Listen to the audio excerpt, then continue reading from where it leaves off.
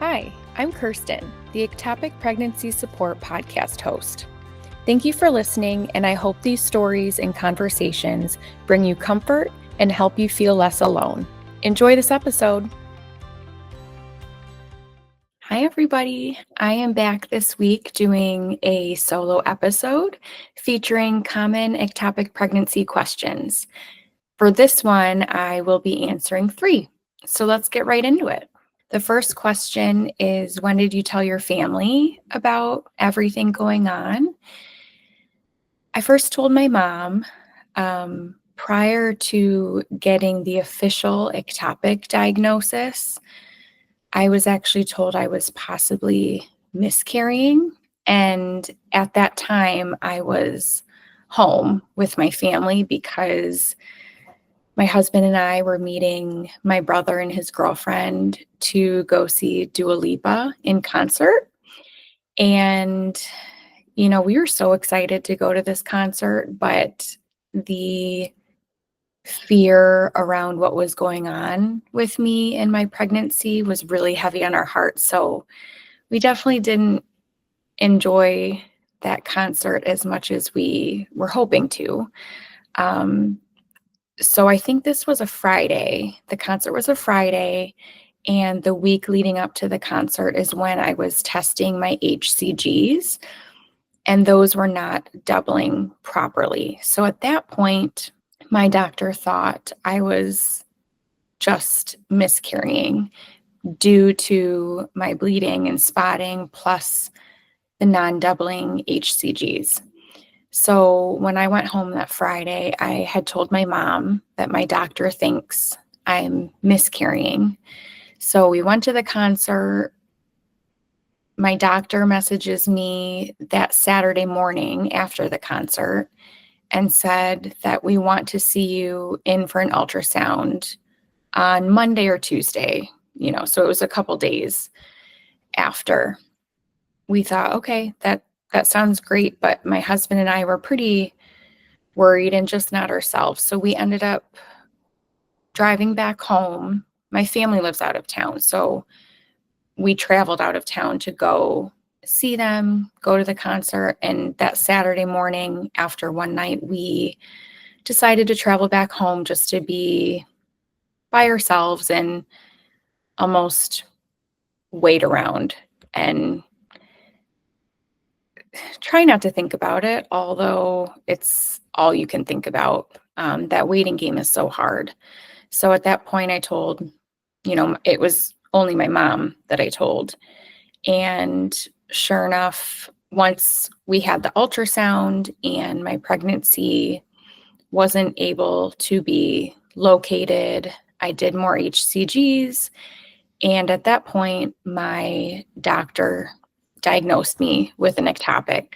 After having that diagnosis and being told I needed to receive methotrexate, and how serious the diagnosis can be, I told my mom that she could tell my dad just to inform him. And then I'd say about a month after receiving methotrexate is when I felt comfortable to tell my brothers and their girlfriends. It was actually my husband who sent out a long text to the group explaining everything that was going on, and they were all very supportive, and I think just really sad that I was going through that and my husband was going through that. But at the end of the day, it's all about when you're feeling comfortable enough to share the information. I know some women let their family know right away to receive that support. I know some wait it out. At the end of the day, your choice on when you tell your family. There's no right or wrong. Another question that I get often from my Instagram followers is, what tests did I do before conceiving my rainbow baby? And I'd say I did quite a few tests. So just as background, some of you may not know when I had my ectopic. I had it in March of 2022. March 1st is actually when I received methotrexate. And I never got my cycle back naturally, and that concerned me a little bit. Most know who have received methotrexate, you know that you have to wait 3 months prior to trying to conceive again. So I always had in the back of my mind, okay, once these 3 months are up, we're going to start trying again. As I hit those 3 months, my cycle still didn't come.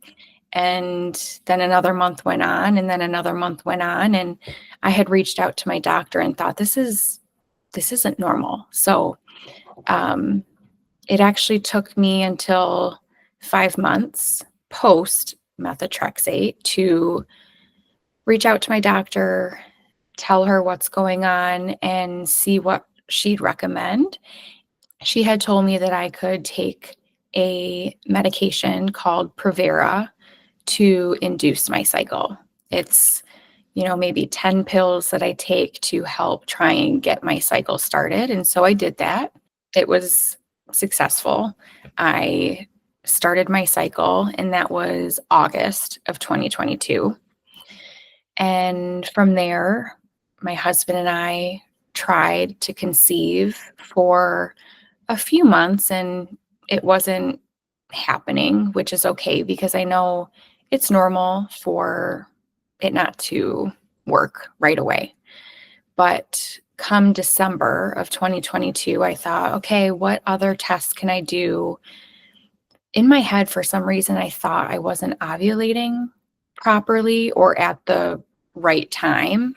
My doctor wanted to test my progesterone levels to confirm ovulation and see if I was ovulating at the right point in my cycle. So I did that in December, and I did that in January.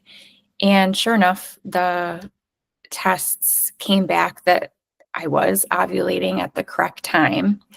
And I just, you know, was vulnerable with my doctor. And I thought, it seems like I've been trying for ages. And I think I really only thought that because I had my ectopic, and then I had to wait the 5 months and then induce the cycle. So it just seemed like a longer period of time, even though I was trying for maybe 5 months, 4 or 5 months at that point. So I said, what else is there? I know some friends who have taken drugs to help with ovulation.